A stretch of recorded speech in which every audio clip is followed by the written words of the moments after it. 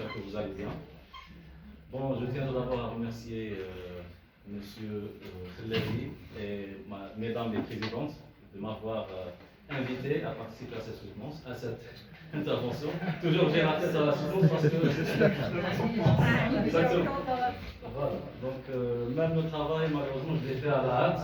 Voilà, j'étais un peu pris par la soutenance, mais j'ai tenu quand même à assister ici et même aider les étudiants de ma salle. Donc, sans trop tarder, donc, ma communication s'intitule Problématiser sa recherche scientifique, pourquoi et comment. Dans mon intervention, je traiterai de la définition, de l'importance des composantes et des caractéristiques de la problématique. Bon, il n'y a pas de recherche scientifique sans problème.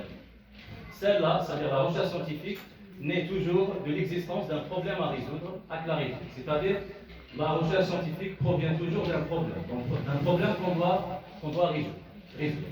Définir une problématique de recherche est le carburant qui alimente le processus scientifique et c'est la fondation de toute méthode de recherche et de toute conception expérimentale. Ceci veut dire que la problématique, toujours, est l'énergie, ou bien l'essence de toute recherche scientifique. C'est elle qui alimente, qui nourrit la recherche scientifique. Donc, selon Martin Schultz, définir la problématique comme l'essence même du processus scientifique de la recherche.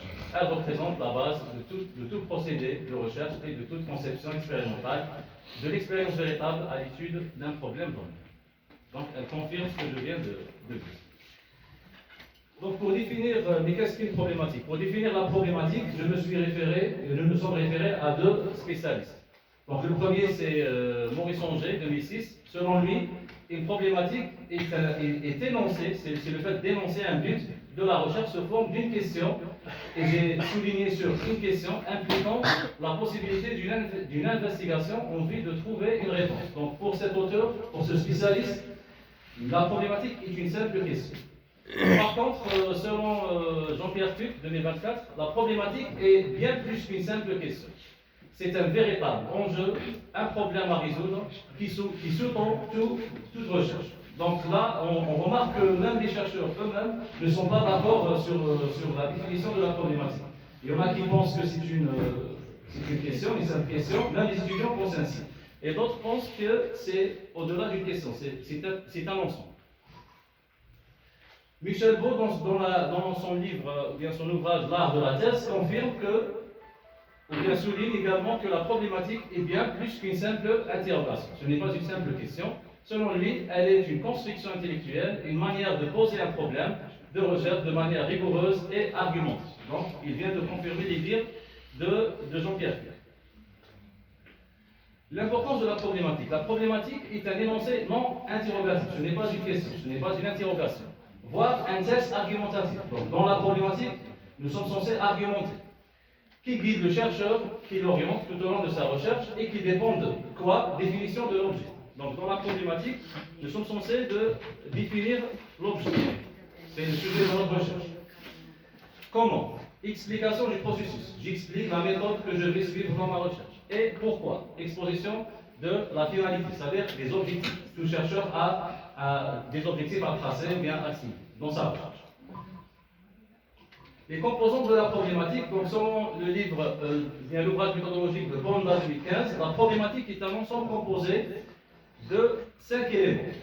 Donc chaque spécialiste aussi donne un nombre d'éléments qui composent la problématique. Pour Maurice Anger, il y a 5 éléments. Peut-être pour d'autres, comme Mathieu Guider ou bien, il y a d'autres éléments à citer. Voilà, donc dans ce qui suit, je vais expliquer et je vais même exemplifier chaque composante. La première composante, justification du choix sujet de recherche.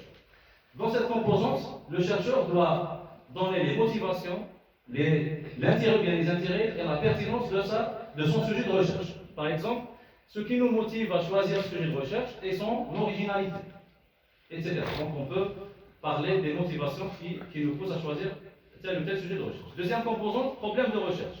Là, le problème de recherche se forme d'un énoncé affirmatif, ce qu'on appelle généralement le constat et le problème. Donc ce n'est pas plutôt sous forme interrogative. Voilà. Exemple, nous avons constaté que les apprenants de 5e AP, de 5e année primaire, éprouvaient des difficultés d'ordre rédactionnel. Le problème de notre recherche est lié à la non-maîtrise des outils numériques par les étudiants de L1. Donc le problème, ce n'est pas une question. Voilà.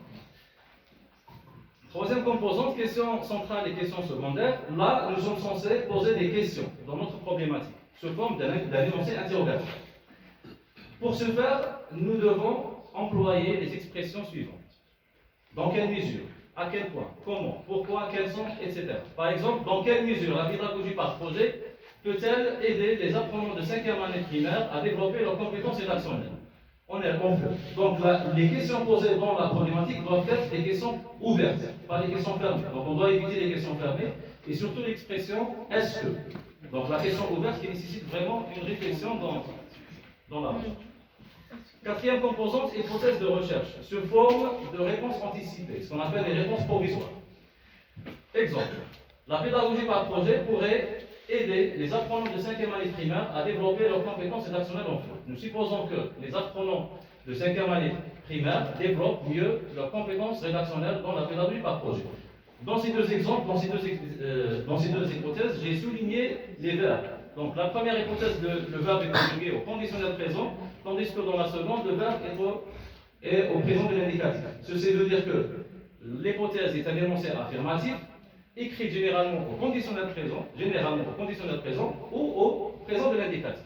Elle est à vérifier, à confirmer, à infirmer ou à nuancer par la recherche. Donc il y a trois types d'hypothèses dans la recherche scientifique. On a trois types d'hypothèses. On a l'hypothèse univariée, c'est-à-dire une hypothèse qui comprend une seule variable. Par exemple, l'échec scolaire augmenterait en Algérie. J'ai souligné la variable l'échec scolaire. On a une seule variable. Il y a les hypothèses, il y a l'hypothèse bivariée qui comprend deux variables. Par exemple, le travail collaboratif développerait l'expression orale. Et nous avons aussi l'hypothèse multivariée qui comprend plusieurs variables, 3 variables, voire plus. Par exemple, le recours à l'intelligence artificielle influencerait l'enseignement-apprentissage des techniques rédactionnelles. Mais qu'est-ce que c'est une variable? Dans la recherche scientifique, nous avons deux types de variables. Nous avons les variables indépendantes et les variables dépendantes. Les variables indépendantes, la variable indépendante, c'est la cause, ou bien le facteur. Le facteur qu'on va tester dans la recherche scientifique. Et la variable dépendante plutôt, c'est la conséquence, ou bien les effets de la variable indépendante. Par exemple, l'enseignement en ligne au service du développement de la compétence grammaticale. Ici, nous avons deux variables. La première variable indépendante, c'est l'enseignement en ligne, qui est modifiable, que le chercheur peut modifier. Je peux par exemple remplacer l'enseignement en ligne par l'enseignement hybride, par l'enseignement ludique, par l'enseignement classique, etc. Et je vais tester son efficacité dans ma recherche sur l'amélioration de la compétence grammaticale. Après, je vais voir si cette compétence a été améliorée ou pas à cause ou bien grâce à l'enseignement en ligne. Donc, la variable dépendante ici, c'est la compétence grammatique. Les objectifs de recherche se forment de déclarations affirmatives, objectifs, donc nous avons ce qu'on appelle l'objectif général, et les objectifs opérationnels, spécifiques. Ils expriment le but de la recherche, l'intention et la visée du chercheur. Par exemple, par cette recherche scientifique, nous vérifions l'effet de la pédagogie par projet sur le développement des compétences rédactionnelles chez les apprenants de 5e année primaire. Ou bien la présente recherche scientifique s'assigne comme principal objectif la vérification de. Voilà. Les objectifs se formulent avec des verbes d'action. Par exemple, définir, vérifier, étudier, mesurer, comparer, analyser, évaluer, observer, énumérer, identifier, etc. Ces verbes d'action pourront conduire à des observations sur terrain, sur le terrain. Ces verbes d'action, nous pouvons les tirer de la taxonomie de Bloom. Donc on entend souvent parler de la taxonomie de Bloom, mais on ne sait même pas ce que c'est. Nous avons deux versions ici de la taxonomie de Bloom. Nous avons la première version de 1956, c'est la première version. Et nous avons la deuxième version et la version actuelle de 2001, dans laquelle on trouve des verbes d'action: se rappeler, comprendre, appliquer, analyser, évaluer, créer. Les caractéristiques de la problématique. La problématique doit être fiable, c'est-à-dire doit être sûre, solide. Elle doit être claire, pas ambiguë, pas floue. Elle doit être précise, c'est-à-dire pas vague. Et elle doit être cohérente, c'est-à-dire logique. Elle doit répondre à 4 questions. Premièrement, qui, c'est-à-dire on doit préciser le public, est-ce que c'est les apprenants de 5e année primaire, ou bien les étudiants de L1, les enseignants, etc. Ou c'est le lieu, le contexte, est-ce que c'est dans le département de français d'Adrar, au primaire, au CEM, à Redgan, etc. Comment c'est la méthode adoptée, ou bien la méthode adoptée par le chercheur, est-ce que c'est la méthode qualitative, quantitative, mixte, etc. Et quand et ici on précise le cadre temporel. Est-ce que durant la période Covid-19, est-ce que durant l'année universitaire 2024-2025, etc. Pour conclure, la problématique permet de délimiter la zone de recherche et doit aboutir à la définition des objectifs et des hypothèses de recherche. C'est le fil conducteur, donc ce qui conduit le chercheur de toute recherche scientifique, voilà, que le chercheur ne doit pas perdre de vue. Même tout au long, même au niveau de la rédaction de la partie théorique et tout, on ne doit pas perdre de vue notre problématique. Voilà, merci pour votre attention. Merci.